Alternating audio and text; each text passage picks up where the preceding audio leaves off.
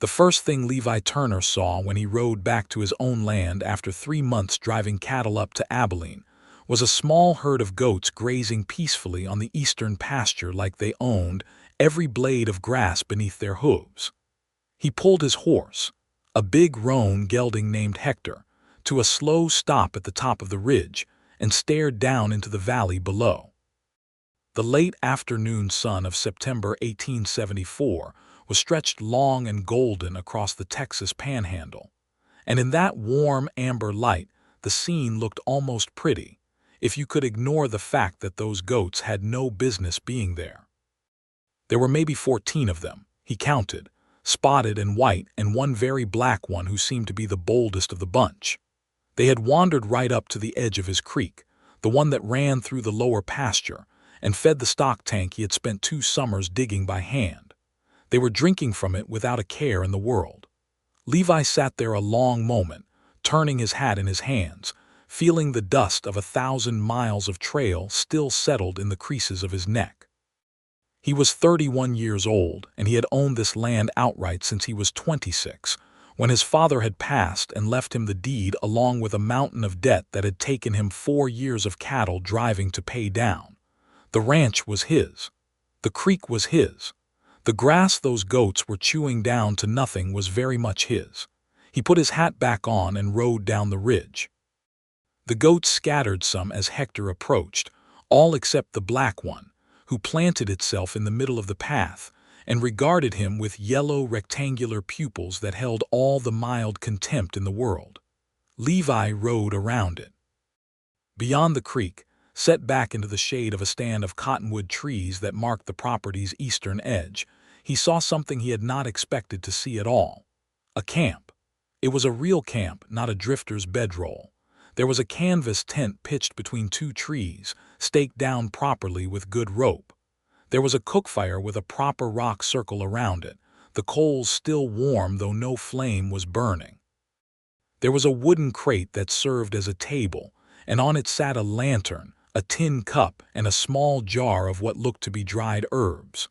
Beside the tent, leaning against the largest cottonwood, was a shotgun.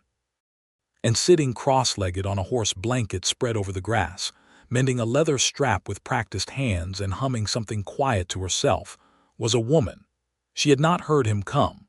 The wind was blowing the wrong direction for that, carrying the sound of Hector's hooves away toward the empty plain. She kept humming, her dark hair pinned up loosely at the back of her neck, several strands come free and brushing her cheek in the breeze. She wore a plain blue calico dress that had seen a great deal of work and a pair of boots that had seen even more. Her hands moved with confidence over the leather strap, the needle going through cleanly. Levi stopped Hector about 20 feet away and cleared his throat. The woman was on her feet in one smooth motion, the leather strap dropped, and she had that shotgun in her hands before he could blink.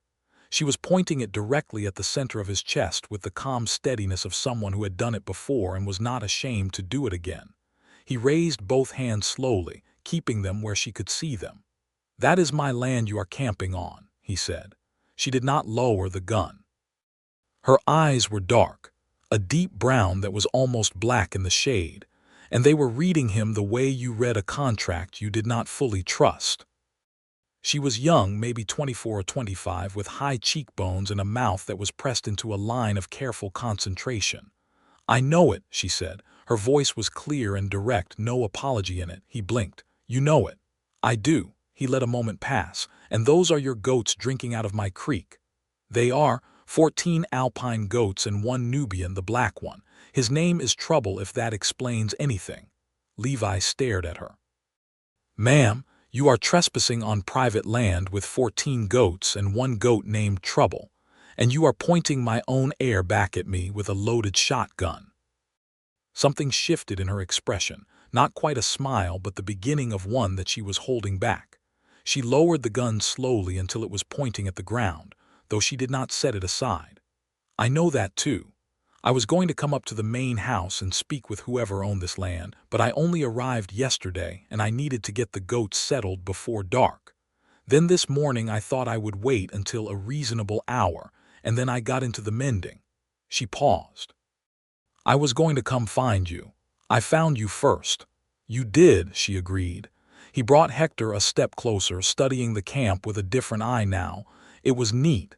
Everything was placed with intention. She had used a natural windbreak from the trees and set the tent opening away from the east where the weather came from. She had dug a small trench around the fire ring for rain drainage. She knew what she was doing. "Who are you?" he asked. "Emma Mercer," she said. She did not offer her hand as he was still on horseback and there was still a shotgun between them, but she met his eyes directly. "I used to have land about 8 miles that way." She tilted her head toward the north. "My father's farm." Levi thought about that. He knew there had been a farm to the north, a small homestead that had been going to seed for a couple of years. He had not known much about the family. "Used to," he said carefully. Something moved across her face, quick and controlled, the kind of grief that has been managed so many times it comes out as simple fact. "My father passed last spring. The land had debt on it. The bank in Hale County took it in July." She kept her chin level. "I had the goats already. They are mine free and clear. I had some savings. I packed what I could carry and I looked for somewhere to go." Levi looked at the camp again. He looked at the goats, who had drifted back to the creek and were resuming their drinking with total unconcern. He looked at Emma Mercer, who was watching him with an expression that was neither proud nor defeated, just very honest. "You intend to make cheese," he said. It was not a question. He had heard that alpine goats were good for milk. She blinked, slightly surprised by the accuracy of that. "And soap. Alpine goat milk makes good soap. I can sell both in town." She paused. "I have a plan, Mr. Turner. I am not here to cause trouble. I am here because I ran out of other places to be, and this pasture was empty, and the creek runs clean." Levi Turner was not a man who made decisions quickly. He had learned caution the way most men learned it in Texas in the 1870s, through hard experience and the particular education that comes from watching things go wrong. His father had been a man who said yes too fast and no too slow, and the debts that had killed him before his time were proof of it. Levi had built his ranch on careful choices. He sat on Hector for a long moment, looking at this woman and her 14 goats and her neat camp and her honest eyes. "You can stay through the winter," he said at last. "On conditions." She straightened slightly. "What conditions?" "You keep those goats off my north field. My cattle are going to be wintering there, and I do not need that drama. You keep your fire contained, because this has been a dry year and the grass burns fast. And you come up to the main house and we settle the terms of your use of this water and pasture like people with some sense."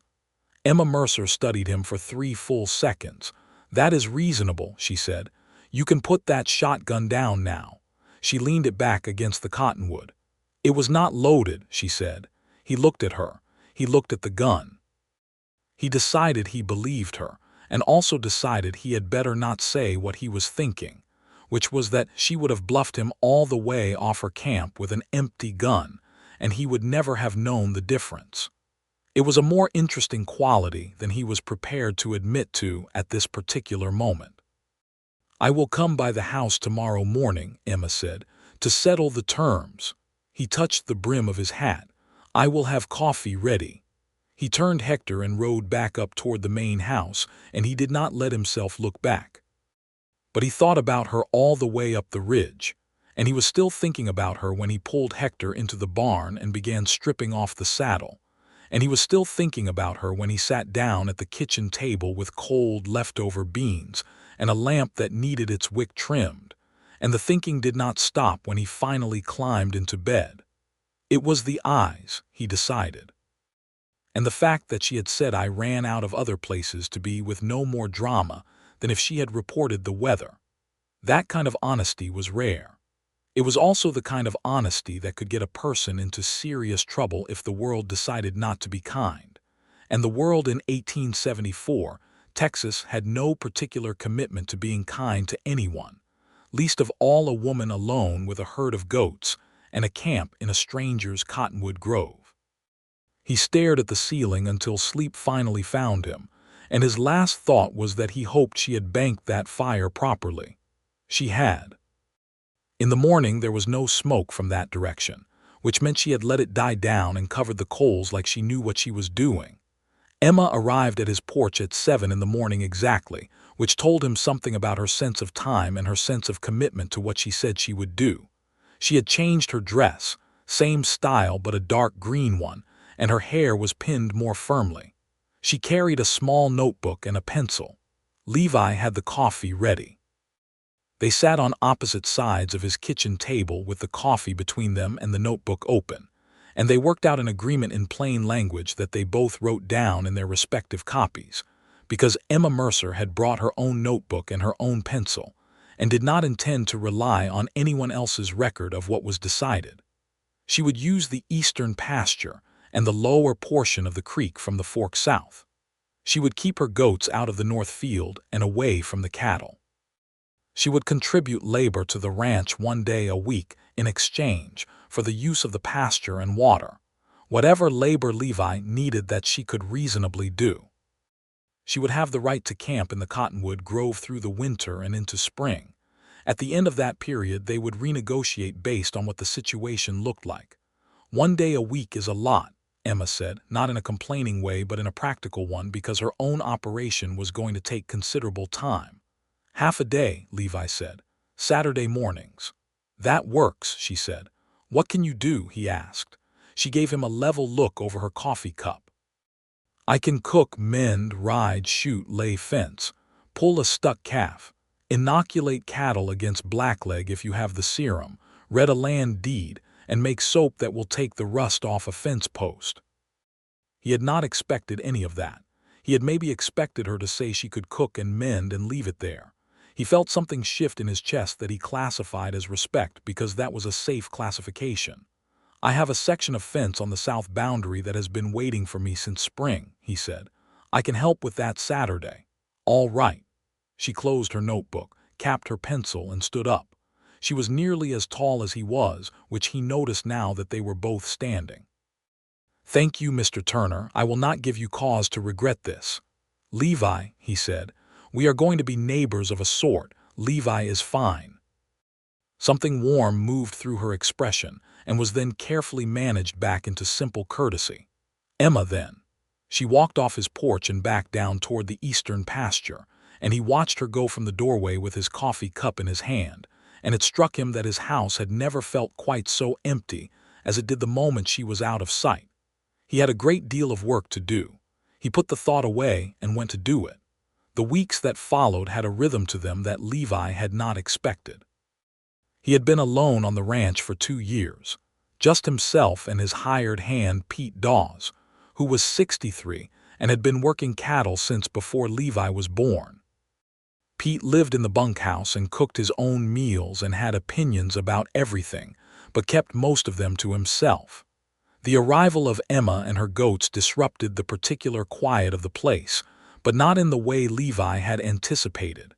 She was not disruptive in the way he would have thought a camp in the cottonwoods would be. She was methodical. Every morning he could look down from the rise where the main house sat and see the small drift of goats moving across the eastern pasture in the long shadows of early light. And if he was up at dawn, he could sometimes hear her talking to them, low and clear, the words not quite audible but the tone of it carrying across the still morning air. She knew every one of them by name. She had told him on that first morning, a little defensively as if she expected him to find it foolish, and he had not found it foolish at all.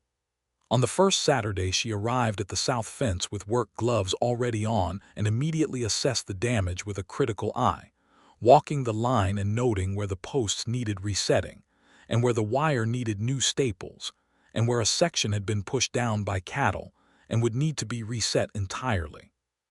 This post here has root rot, she said, putting her hand around it and rocking it.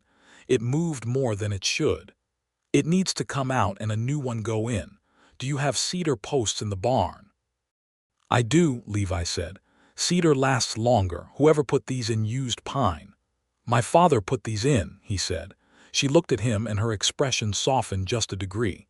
Pine was cheaper. It makes sense. They worked side by side for 4 hours and they got the entire south boundary reset, which would have taken Levi 3 full days working alone. She did not complain, did not slow down, and at one point when the post-hole digger glanced off a rock and the handle kicked back hard, she said a word that surprised him into actual laughter, and then she looked mortified, and then she started laughing too. It was the first time he had heard her laugh. It was a good sound, unguarded and genuine, and it did something to the inside of his chest that he did not immediately have a name for. They ate lunch on the tailgate of his wagon, cold biscuits and dried beef that he had packed that morning, and they talked. It was the first real talking they had done, more than the logistics of the agreement. She told him about growing up on her father's farm, the hard years after her mother died when she was 12, and she had essentially run the household by herself while her father worked the fields. She told it plainly, without asking for sympathy, just as the facts of her life. He told her about the trail drives, about Abilene, about the particular loneliness of driving a herd across the open plain and looking up at a sky so big it made a man feel either very small or very free, depending on the day. "Which did it make you feel today?" she asked, tilting her head toward the vast blue sky above them. He thought about it honestly. "Both," he said, "at the same time." She nodded like that made complete sense, and he felt the shift again, the one he kept trying to classify as something safe and kept failing at. October came in with a cool edge that sharpened the air and turned the cottonwood leaves from green to a burning yellow that lit up the grove where Emma's camp sat like a lantern against the brown grass. The first genuine cold snap hit in mid-October, and Levi woke at 4 in the morning with a bad feeling about the temperature. That particular kind of rancher's instinct that operates before full consciousness arrives. He built up his own stove and then, without making a deliberate decision about it, found himself pulling on his coat and walking down to the eastern pasture. Emma was already up. She had her fire going and she was moving among the goats with a lantern, counting them, making sure they were all accounted for. She had rigged a rough shelter from canvas and 2 cottonwood poles, and she was herding the goats toward it with the competent ease of someone who had done this before. "They will be all right," she said when she heard him coming. Alpine goats handle cold reasonably well, but Molasses, the youngest one, she runs thin and I want to make sure she is under cover. He looked at the canvas shelter.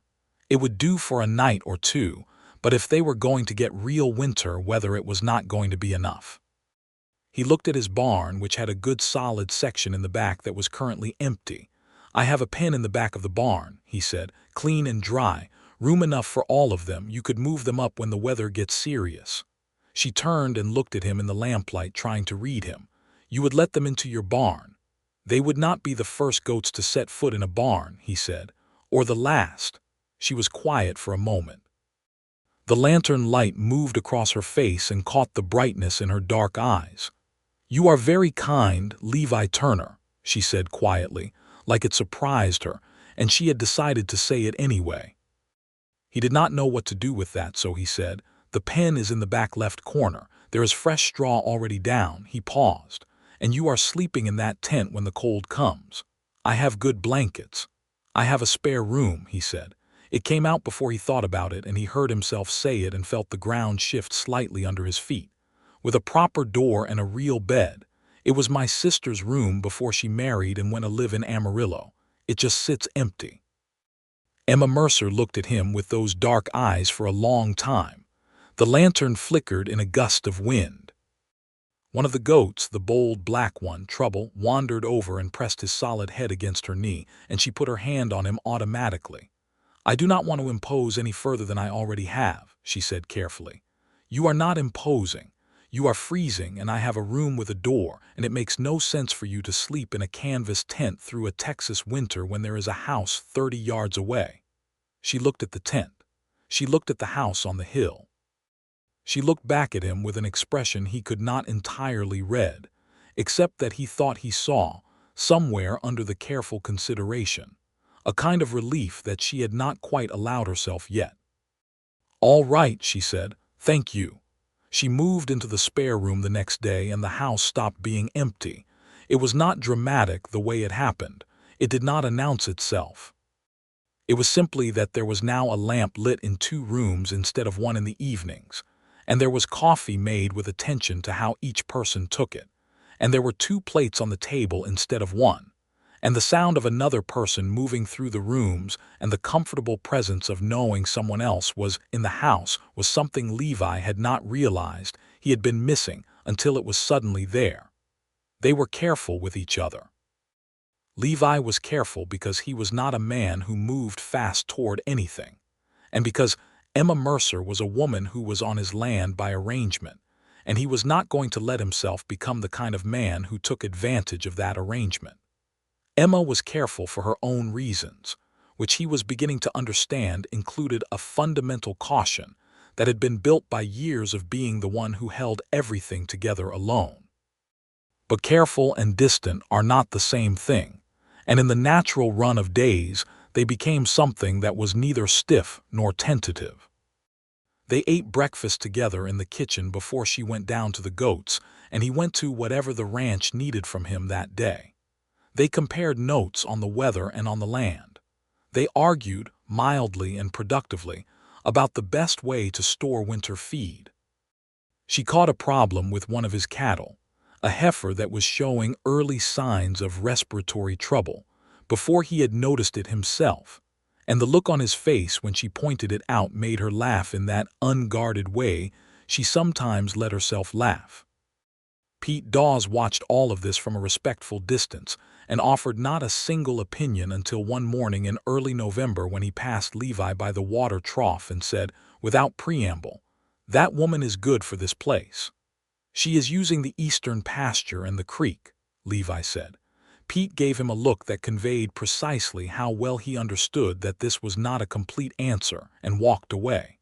Levi did not think about it. He continued not thinking about it with a great deal of focused effort. In November, the goat operation began to pay. Emma had gotten serious about the cheesemaking. She had driven into Hale County and come back with the equipment she needed, paying for it from her savings with the careful spending of someone who knew exactly what was in their account and exactly what each dollar needed to do. She set up in the corner of the barn with her equipment and began producing small rounds of soft cheese that she wrapped in cloth and took into the town of Clearwater on Tuesdays. Clearwater was the nearest town of any size, 14 miles east, and she drove the wagon herself and came back with money in her pocket and sometimes a list of orders for the following week. The soap she made from the rendered goat tallow and lye, following her mother's recipe, which she had memorized years ago and could produce from memory without consulting any written record. She sold it in Clearwater as well, and to a general store owner named Harold Birch who had been looking for a local soap supplier and offered her a standing order. She was building something. Levi could see it taking shape the way you can see a structure going up when you watch it every day, the skeleton of it becoming solid, real, and self-supporting. He felt a tremendous admiration for her that he expressed in the only way he knew how, which was by making sure that everything on the ranch side was running smoothly so that her operation was not hindered. He fixed the fence along the goat pasture so they could not get into the north field. He brought in extra hay and stored it in the barn where she could access it easily. When a bobcat began circling the eastern pasture at dusk and the goats were unsettled, he tracked it for 2 days and set a trap well away from the goats and the livestock, and relocated the animal to the East Mesa, far enough away that it found easier hunting elsewhere. He did not tell Emma about the bobcat until after it was handled. When he did tell her over dinner on a Thursday night with the stove putting out good heat and a November wind against the windows, she put her fork down and looked at him steadily. "You should have told me when you first saw it," she said. "Those are my goats. I handled it. I know you handled it. I am saying you should have told me." There was something measured but firm in her voice. "I am not a person who needs things managed without my knowing about them. I am here because I want to be self-sufficient, Levi, not because I want someone else to make decisions around me." He considered that. He recognized she was right. It had been instinct, the same protective instinct that had made him go down to the camp on the cold morning, but he understood now that there was a difference between protection and exclusion, and she was right to say so. "You are right," he said. "I should have told you." She picked her fork back up. "Thank you for dealing with it," she added, and there was warmth in it now that the directness had been accepted. That was the thing about Emma Mercer he was finding. She was not unreasonable. She was not angry in a generalized way at the world or at men in particular, though the world had certainly given her reason to be. She was specific. She knew what she wanted and what she required, and she said it plainly, and when she got it, she moved forward without dragging grievance behind her. It was one of the most refreshing qualities he had ever encountered in a person. He started thinking about the spring. He had not been a man who thought far ahead, preferring to handle the season in front of him, but he found himself thinking now about what the ranch would look like in spring, and whether Emma would still be here in spring, and what the pasture agreement would look like when it came time to renegotiate, and what he wanted that renegotiation to be. He did not have clear answers to any of these questions, but the fact that he was asking them told him something he was not quite ready to say out loud. December came with a serious cold front out of the north, the kind that flattened the grass and turned the creek edges to ice. Emma moved the goats into the barn pen and spent more time than usual with them in the mornings, and Levi helped her without being asked, arriving at the barn at the same time she did, and taking the far end of the pen while she worked the near side, and they moved around each other in the barn with the ease of people who have learned each other's rhythms. On one of the coldest mornings, when the temperature had dropped below freezing overnight, and the water buckets in the barn had a skim of ice on them that had to be broken before the animals could drink, Emma slipped on a patch of ice just inside the barn door, and Levi caught her by the arm before she went down. He had her by both arms for a moment, close, and she had her hands on his forearms, and they were near enough that he could see the small cloud of her breath in the cold air, and the way the cold had put color in her cheeks. They stood like that for a second too long to be just the moment of catching someone. Then Emma said, "Thank you," in a voice that was slightly different from her usual voice, quieter, and stepped back and went to break the ice on the water buckets like nothing had happened. Levi went to his own work and said nothing at all, but he thought about it for the rest of the day and most of that night, and the thinking was no longer something he could classify as merely respect or admiration. It was something warmer and more complicated, something that had been building for 2 months in the kitchen over breakfast and at fence lines on Saturday mornings, and in 100 small moments of working alongside a person, until you knew the shape of them as well as you know any landscape you have lived in long enough. He was in love with Emma Mercer. He was not entirely sure when it had happened, but he was honest enough with himself to admit that it had happened and was not going away. What he was not honest enough with himself to do, quite yet, was say it to her. Christmas in 1874 on the Texas Panhandle was a quiet affair. The nearest church was in Clearwater, and it had a minister who came through every 2 weeks rather than living in town, so Christmas Day was often celebrated at home rather than in congregation. Levi had always spent it quietly, maybe with Pete for a meal and otherwise alone. He had not thought about what Christmas would look like this year until Emma, about a week before, began going through the kitchen stores with a purposeful expression and mentioned casually that she had found a recipe for spice cake in his mother's old recipe box and asked if he minded if she tried it. He did not mind. He did not mind at all. She made the spice cake, and she made a proper roast from the beef he had put up from the autumn slaughter, and she found a jar of preserved peaches that had been in the cellar since the previous summer and opened it because preserved peaches in winter are a luxury that should not be saved for a better occasion when no better occasion is coming.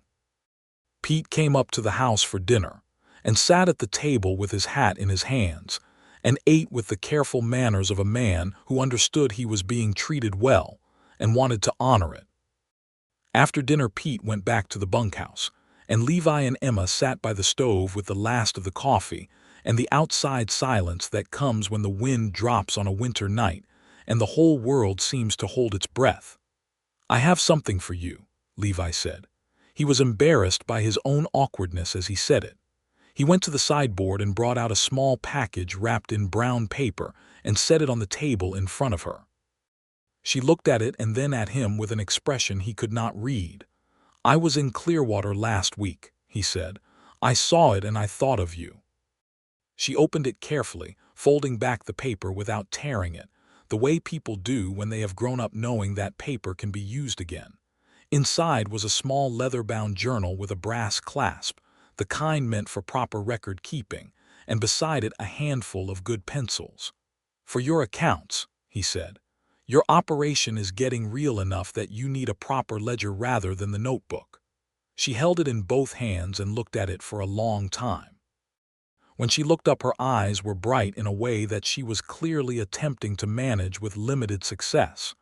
"Thank you, Levi," she said quietly. "It is practical," he said, which was a lie, or at least not the whole truth. She reached into the pocket of her apron. "I also have something." She set a small jar on the table in front of him. It was one of her soaps, but different from the one she sold, a darker color, and when he opened it the smell was cedar and something he could not quite name, but that was clean and not at all decorative. "Cedar and a little pine tar," she said. "I know you work with your hands all day and the commercial soaps dry them out badly by winter. This will not do that. I made it specifically." She paused. "The pine tar is what makes it work. I had to experiment with the ratio." He held the jar and understood exactly what she was telling him, that she had paid attention, had noticed a specific thing about him, and had then spent time and effort addressing it. The weight of that small attention sat in his chest with far more significance than a jar of soap had any business carrying. "Thank you," he said. She looked at him. He looked at her. The stove ticked in the silence. Later, he would think that Christmas night would have been the right moment to say what he was feeling. And he would also know that he had not been ready yet, not quite, and that it had not been the wrong choice to wait, because some things need more time before they are said properly. January and February were the hardest months on the land, the months when the cold came in earnest and the days were short and the work was unrelenting. Water lines froze and had to be thawed. Cattle needed more feed and more watching. The barn required constant attention to make sure nothing was suffering. Emma's goats came through the cold better than she had feared. Molasses, the thin young one, had a rough week in late January when the temperature dropped severely. But Emma stayed up 2 nights with her in the barn and brought her through it with determined, patient care that left her own eyes shadowed with tiredness, and her expression worn to something raw and genuine. On the second morning, when the young goat was standing and eating again, and Emma came in from the barn in the gray early light, Levi was waiting at the stove with breakfast already made. She sat down at the table without a word, and he put the plate in front of her and sat across from her and poured the coffee, and she ate without talking because she was too tired to talk, and that was fine because he did not need her to talk. He just needed her to eat and warm up. When she was done, she put her hands around the coffee cup and said, "She is going to be all right." "I know," he said. "You made sure of it." She looked at him with those dark eyes and said nothing. But what he saw in them in that moment was something he could not look away from, something open and searching and not quite covered by the usual careful management, and his heart moved in his chest like something that had been still for a very long time, waking up and realizing it had somewhere to go. He did not say anything that morning either, but he was getting closer. The thing that finally broke it open was not a dramatic moment.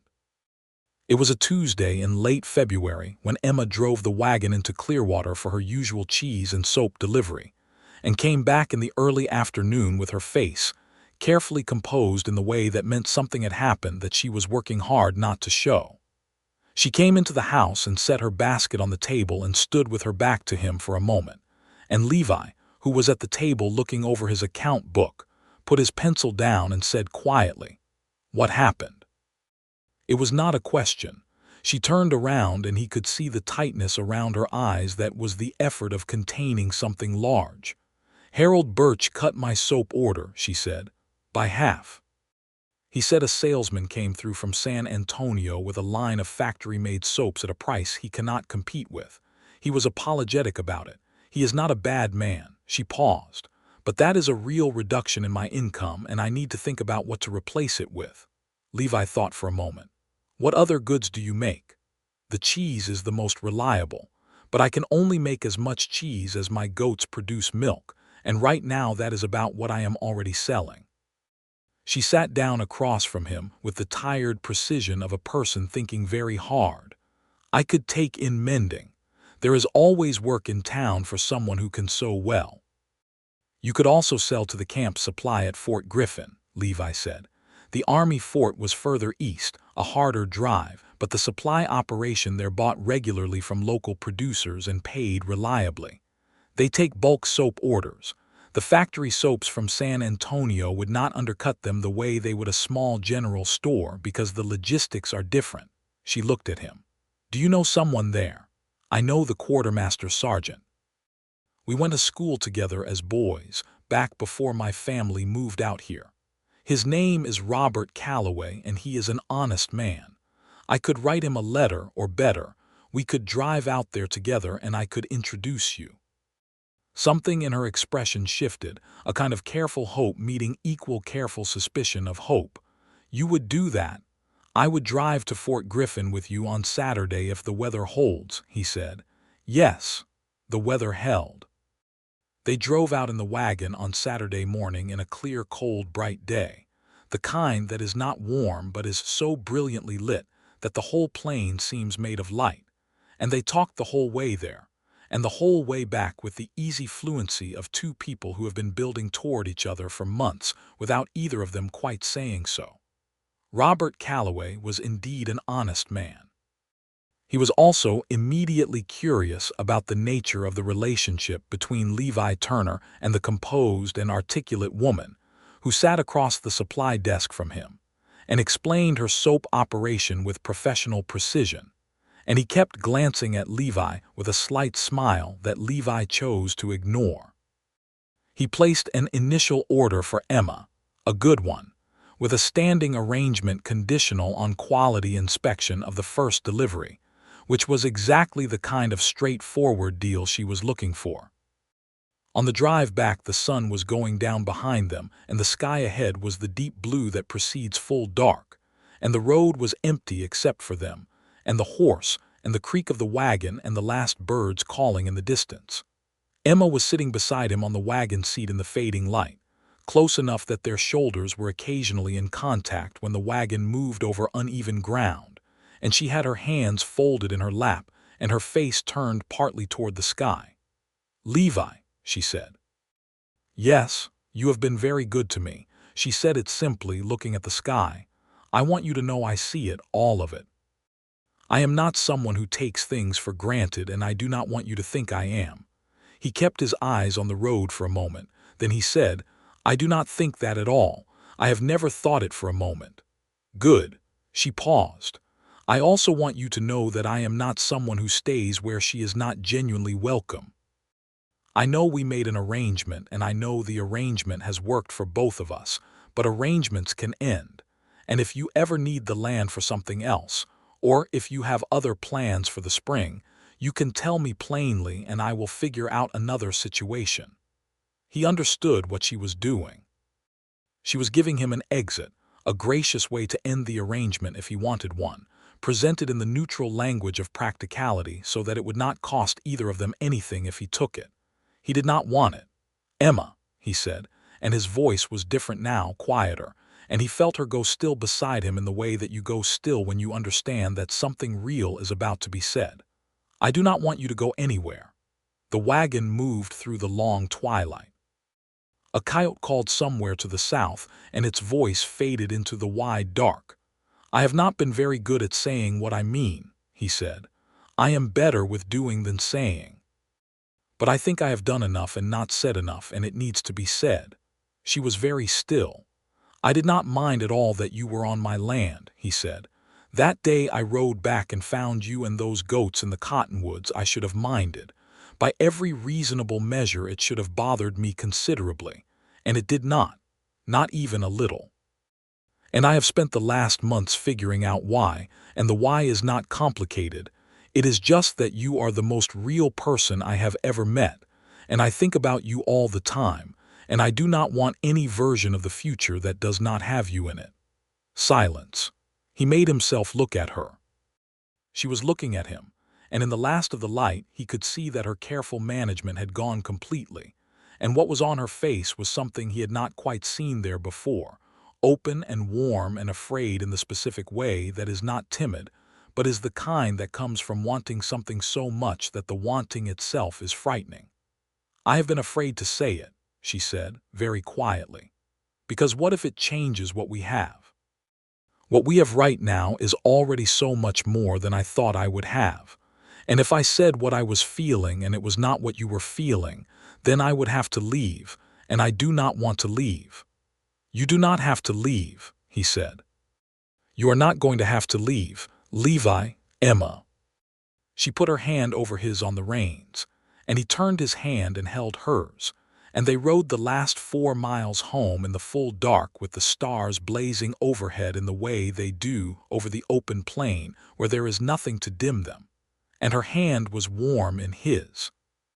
And neither of them needed to say anything more on that particular wagon ride, because the important things had been said, and the rest could wait for a time when the road was not moving under them, and the night was not so beautiful and enormous around them.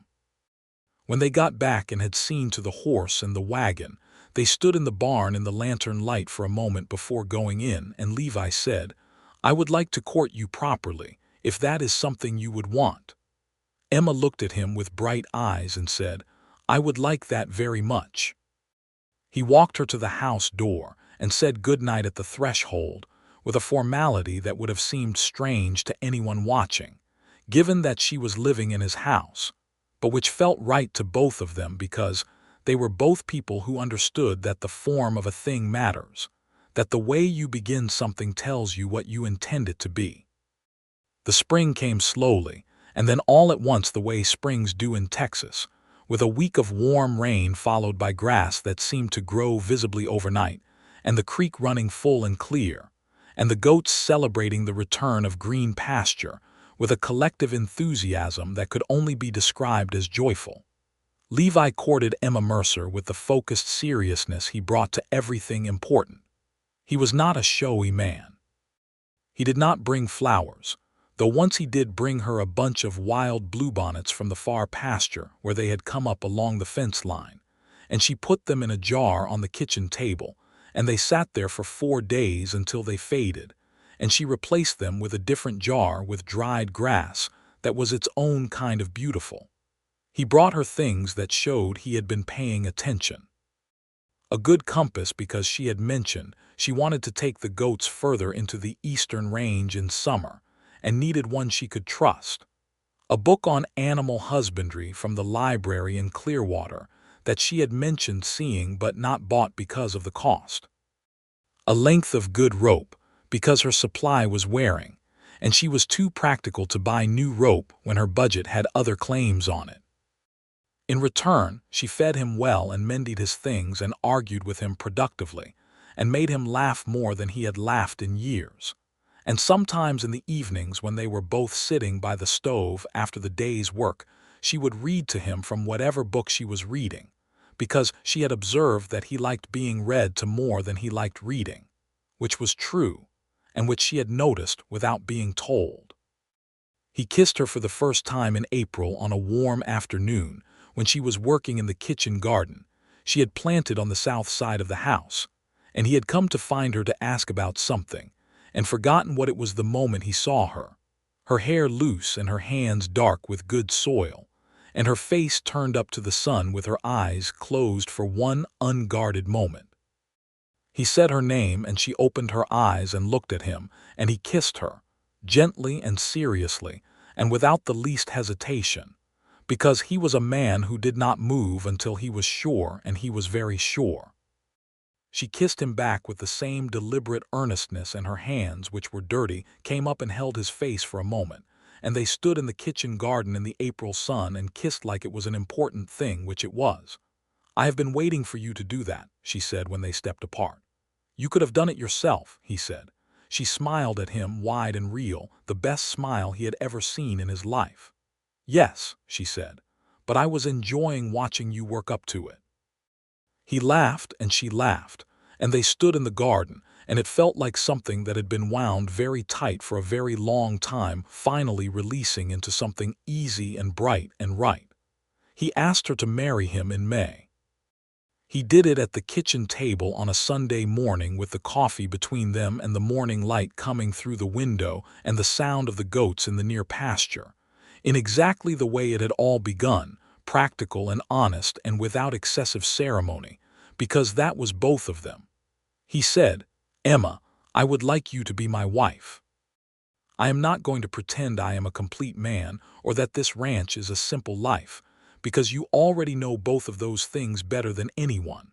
But I love you, and I will spend every day of my life trying to be worthy of the kind of woman you are, if you will let me." She had her hands around her coffee cup, and she looked at him steadily for a long moment. "Yes," she said, "I will."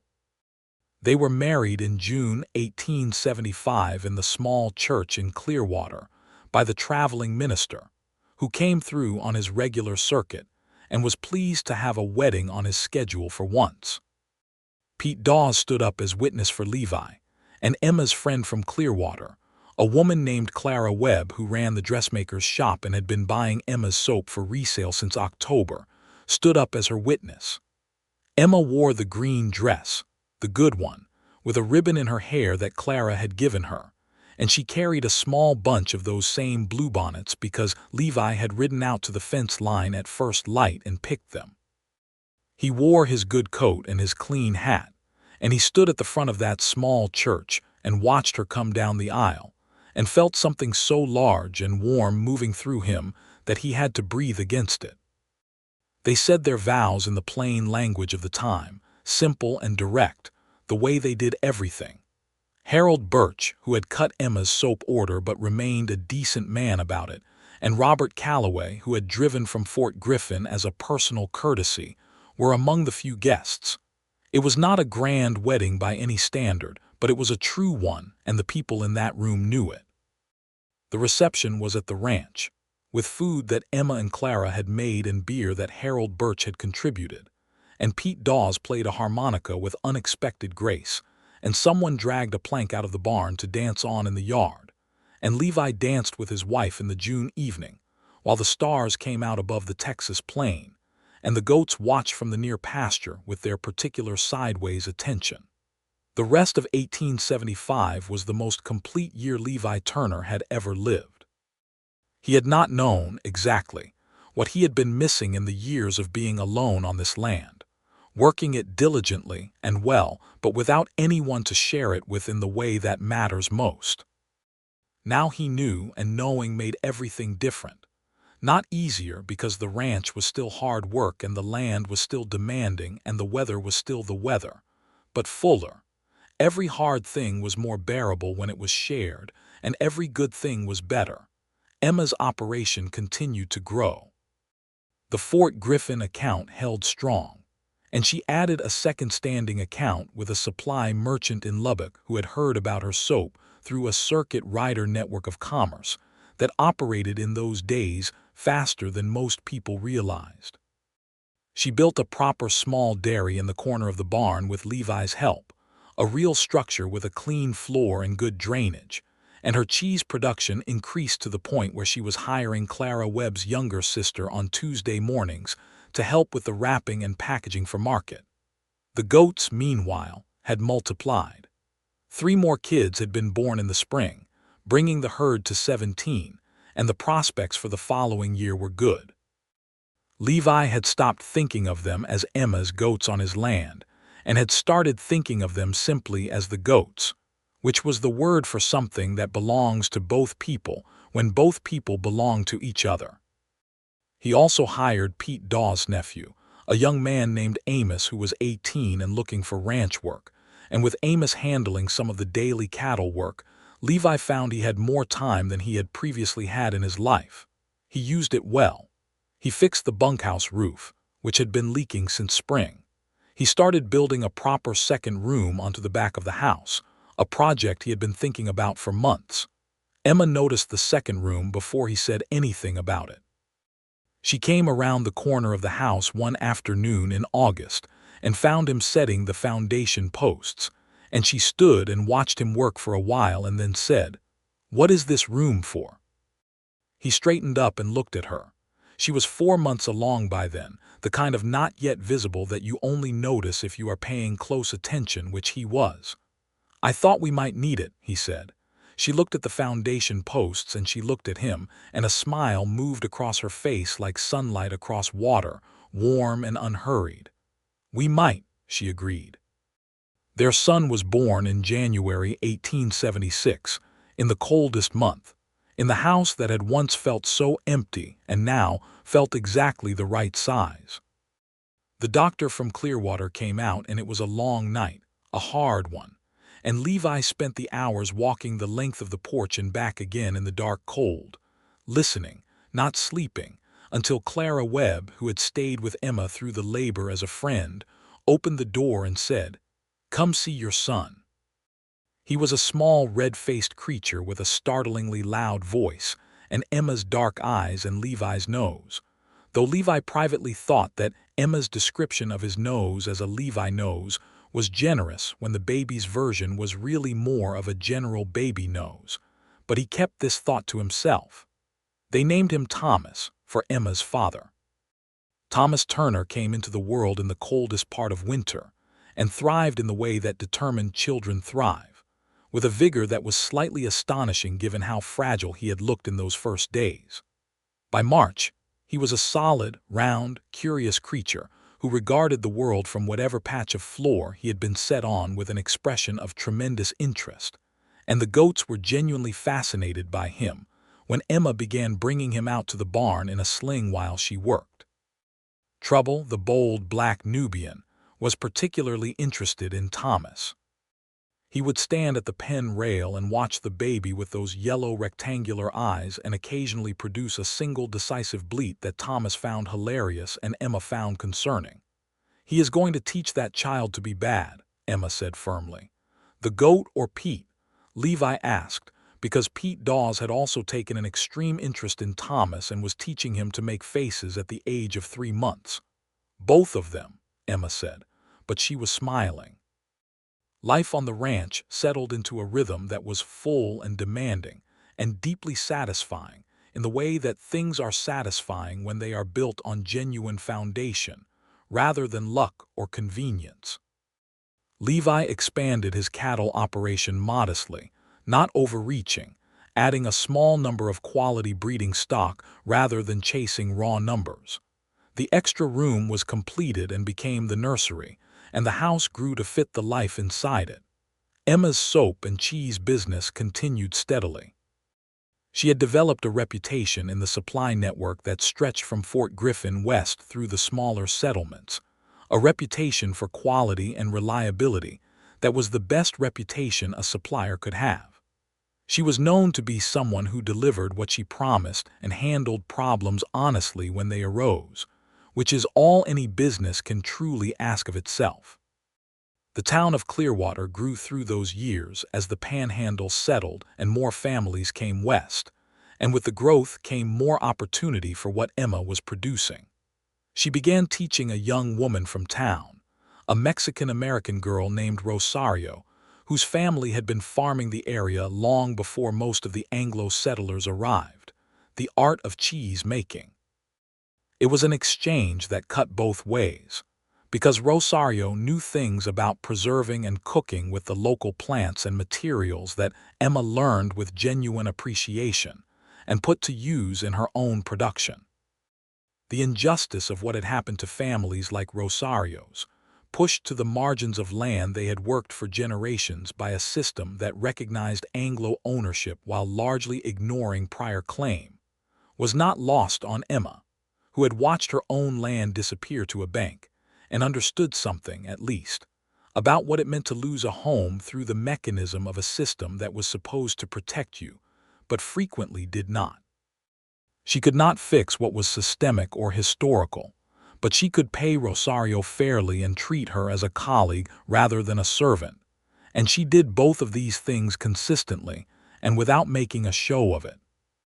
Levi was 34 in 1877, and Emma was 27, and they had been married for 2 years, and Thomas was a year old and walking with the slightly lunging determination of a boy who has not yet entirely figured out that falling is not an optional part of the process.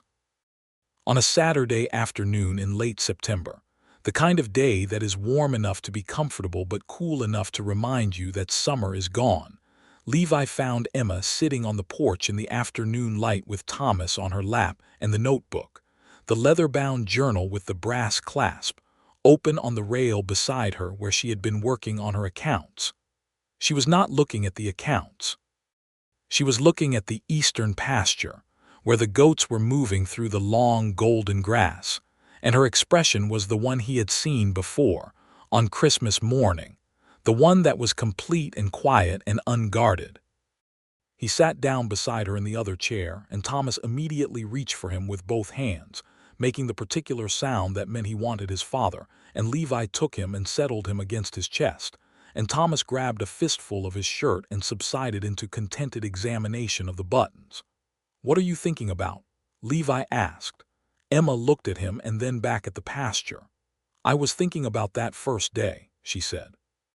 "When you rode down the ridge and found me there, trouble standing in the middle of the path, you looking at the camp with that expression." "What expression?"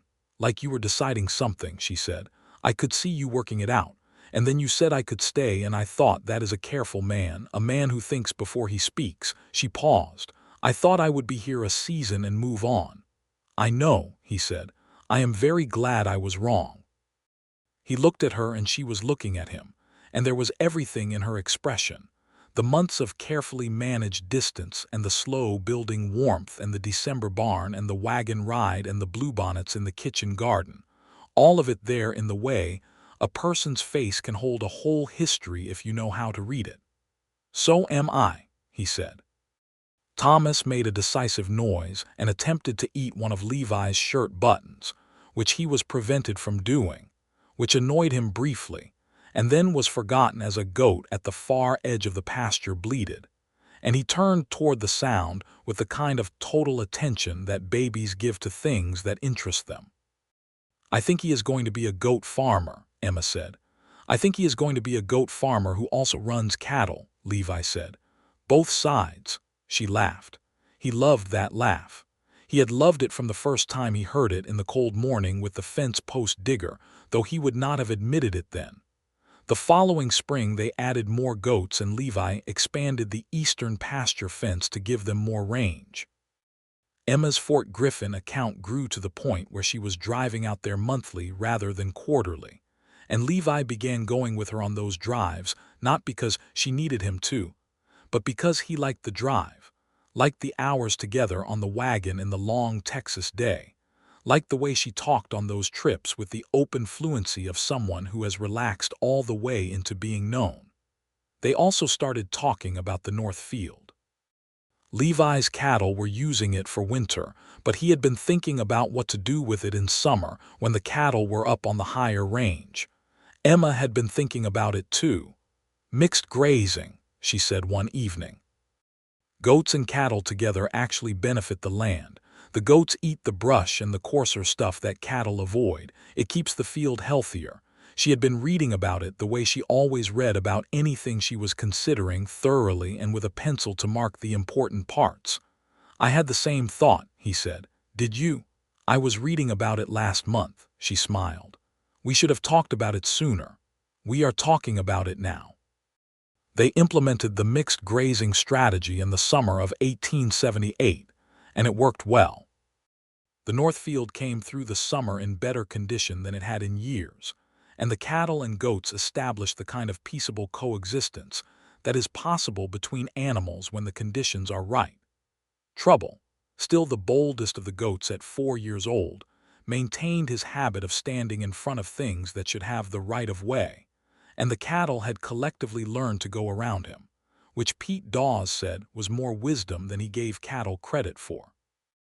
Thomas grew into a boy who was confident and curious, and who followed both his parents around with equal devotion, switching between Levi's heels in the cattle pasture and Emma's in the dairy, and the kitchen garden with the ease of a child, who understands that the world he lives in has two centers and both of them are his. He learned to ride at 4, on a small gray pony that Levi traded 2 of his best roping calves for at the Clearwater Fair. He was fearless on horseback in the way of children who have never had a reason to be afraid, and Levi watched him from the fence rail on the first morning with Emma beside him, and felt the kind of pride that sits quietly in the chest without needing to announce itself. "He rides like you," Emma said. "He holds the reins like you," Levi said. They watched their son on his pony in the October sunlight, and it was one of the best mornings Levi Turner could remember having in a life that had been building, steadily and deliberately, toward mornings just like this one. In 1879, Emma told him she was expecting again. She told him in the kitchen, same table, same morning light, same coffee, and he looked at her and she looked at him, and they were both smiling before either of them said another word. Their daughter was born in the summer, a July baby, with Levi's gray eyes and Emma's dark hair, and a voice even louder than Thomas had started with, which had not seemed possible but was proven definitively possible by Clara Webb, who was there again, and announced it with considerable amusement. They named her June, for the month they had married. Thomas was 3, and treated his sister with the complicated combination of deep possessiveness and mild resentment that older siblings often bring to the arrival of new siblings, which resolved over the following weeks into a more sustainable and genuine protectiveness, as he realized she was staying. The ranch in 1879 was a different place from what it had been when Levi had returned from that cattle drive 5 years before to find a woman and 14 goats in his cottonwood grove. The house was bigger, the barn was better organized, the pastures were in the best condition they had been in since his father's early days. The goat herd had grown to 23 animals. The cattle operation was profitable without being excessive. Emma's soap and cheese business supported itself completely, and then some, with the Fort Griffin account and the Lubbock merchant, and a new arrangement with a supply outfitter who had set up in Amarillo. Pete Dawes, who was 68, had slowed down but had not stopped working, and Amos had become a reliable and skilled ranch hand who had taken on more responsibility as Pete stepped back. Rosario came 3 days a week now, and she and Emma had developed a friendship as well as a working relationship, one that was frank and warm, and in which things were said plainly in both directions, which was the kind of friendship Emma had always been suited to. On a quiet evening in October 1879, Levi and Emma sat on the porch in the cooling dark with Thomas asleep inside and June asleep in the room that had been built as the nursery and was serving its intended purpose for the second time. And the goats settled in the pasture, and the distant sound of cattle, and the wide open sky above the panhandle, with more stars than any one person could ever count.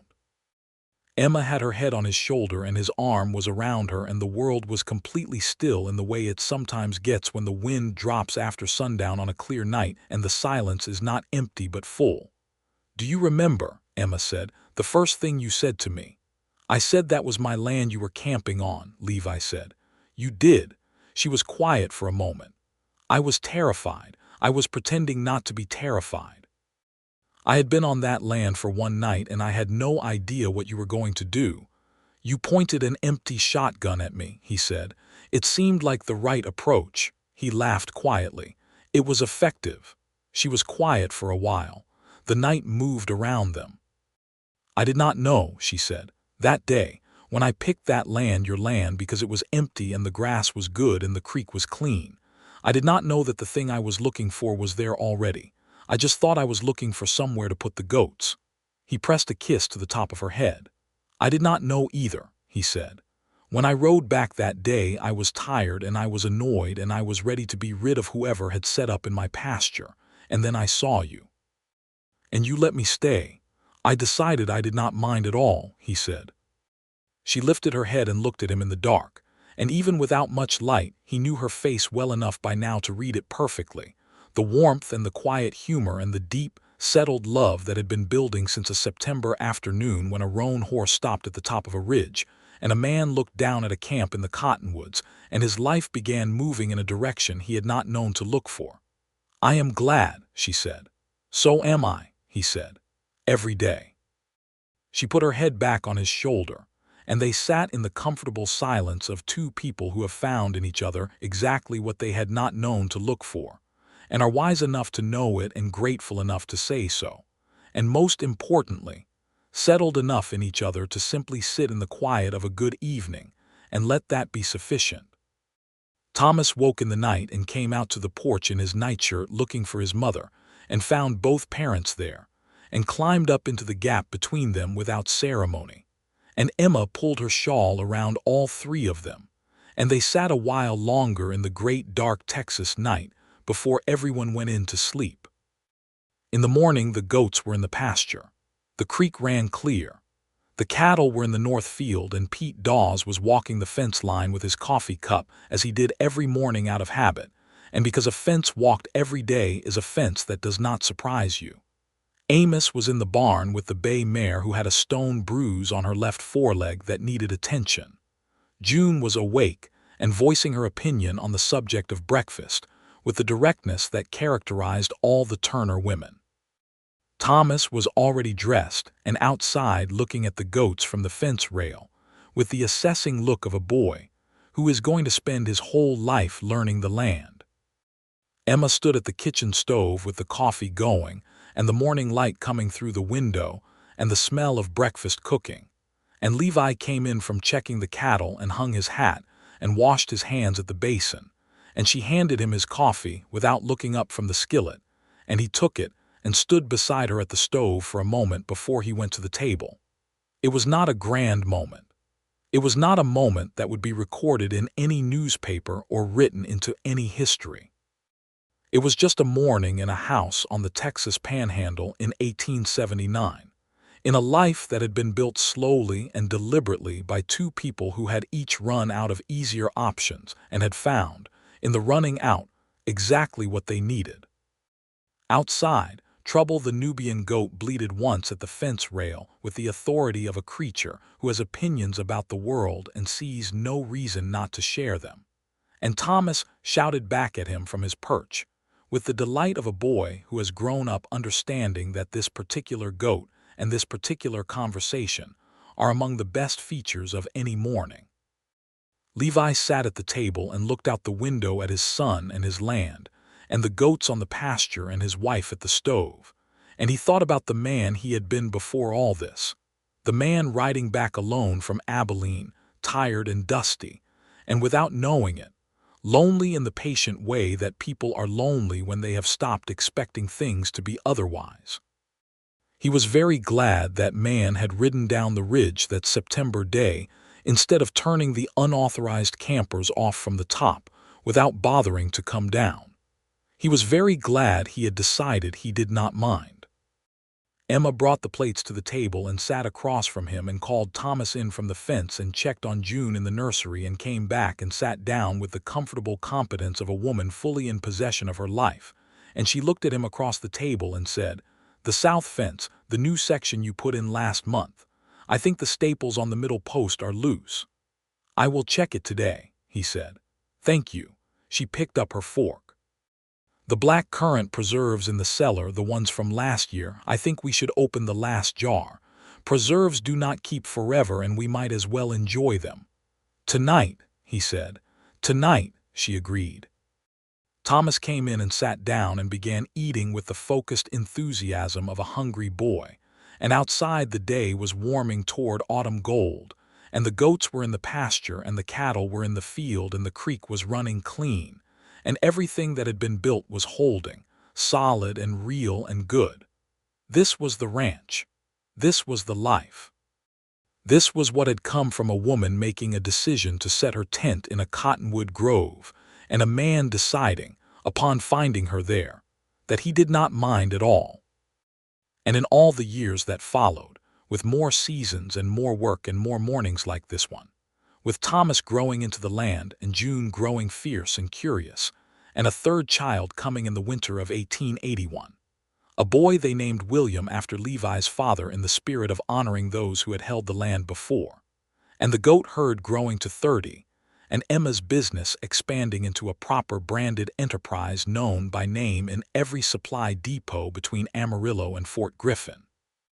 And Pete Dawes retiring finally to a rocking chair on the bunkhouse porch from which he issued opinions freely to anyone within earshot, and Amos growing into a foreman as reliable and skilled as any man Levi had ever worked with, and Rosario becoming a partner in the dairy operation in a formal arrangement that Emma had drawn up and offered, because she believed that the people who build a thing should share in what it becomes, and Clara Webb coming out on holidays and being generally a delight, and the house expanding one more time to hold the life that kept growing inside it, and the porch in the evenings always having 2 chairs side by side and sometimes small chairs added as needed, and the creek running year after year through the eastern pasture where it had always run, clean and persistent and utterly indifferent to the passing of seasons.